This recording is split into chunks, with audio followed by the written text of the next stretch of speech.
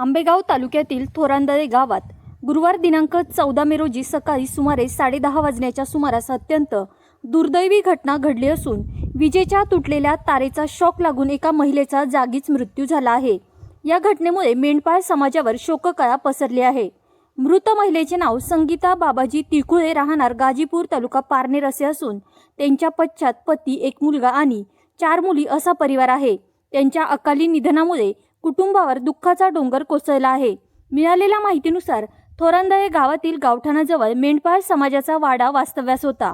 वाड्यातील संगीता बाबाजी तिकुळे या महिला कपडे धुण्यासाठी गावठाणाजवळ असलेल्या विहिरीजवळ गेल्या होत्या। त्या ठिकाणी त्यांनी कपडे धुतल्यानंतर कपडे वाळत घालण्याचे काम सुरू केले होते।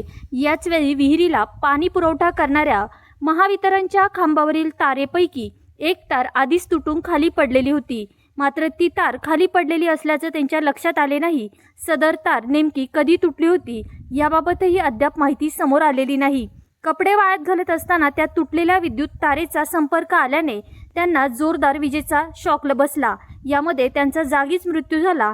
घटनेनंतर परिसरात एकच खळबळ उडाली असून मेंढपाळ समाजातून हळहळ व्यक्त केली जात आहे। घटनेची माहिती मिळताच स्थानिक नागरिकांनी घटनास्थळी धाव घेतली। पुढील कार्यवाही संबंधित यंत्रणेकडून सुरू असल्याची माहिती मिळत आहे।